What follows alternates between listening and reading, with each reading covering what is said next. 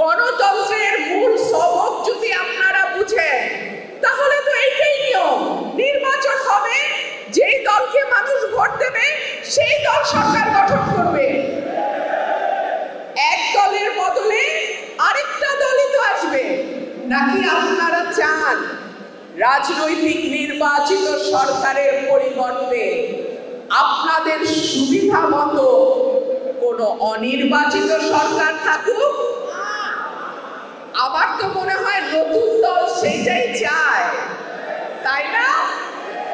না হলে কেন বলে এক দলের বদলে আরেক দল? এক দলের বদলে তো আরেক দলই আসার কথা। আপনাদের মতো অনির্বাচিত সরকারের তো মানে ইচ্ছা মতো যতদিন খুশি ততদিন ক্ষমতায় থাকার কথা নয়। গণতন্ত্র সেটা বলে না। আরেকটা কথা নতুন নতুন শিখছে, আওয়ামী লীগ আর বিএনপি নাকি মুদ্রার এই পিঠ আর ওই পিঠ। Mr. Noodles, amazing taste. কি করবো বলেন, হাসবো না কাঁদবো বুঝি না। বিএনপি সেই রাজনৈতিক দল যখন আওয়ামী লীগ বাংলাদেশের মানুষকে বিপদের মুখে ঠেলে দিয়ে ৭১ সালে পালায়ে গেছিল, তখন বিএনপির প্রতিষ্ঠাতা শহীদ প্রেসিডেন্ট জিয়াউর রহমান বলেছিল উই রিভল্ট। তিনি স্বাধীনতার ঘোষণা দিয়ে মাঠে ময়দানে যুদ্ধ করে সেক্টর কমান্ডার হয়ে বীরত্তম খেতাব পেয়ে বাংলাদেশকে স্বাধীন করেছেন।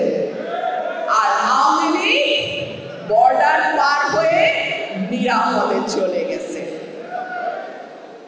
আওয়ামী লীগ যখন সকল দল নিষিদ্ধ করে একদল আনলো, বিএনপি নিয়ে আসলো বহুদলীয় গণতন্ত্র, বিএনপি নিয়ে আসলো বিচার বিভাগের স্বাধীনতা, বিএনপি নিয়ে আসলো সংবাদপত্রের স্বাধীনতা। আওয়ামী লীগ যখন ভারতের সঙ্গে আঘাত করে 14, 18, 24-এ ক্ষমতা দখল করলো, বিএনপি তখন আপোষহীনভাবে জনগণের পাশে থেকে নির্বাচন প্রত্যাখ্যান করেছে।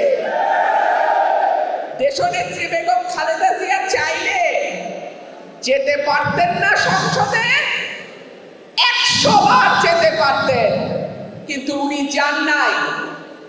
মানুষ যেদিকে থাকে বিএনপিও সেদিকে থাকে। সেজন্যই দেশনেত্রী বেগম খালেদা জিয়া বলেছিলেন যখন বাংলাদেশ ভালো থাকে তখন আমি ভালো থাকি, আর যখন বাংলাদেশ খারাপ থাকে তখন আমি খারাপ থাকি।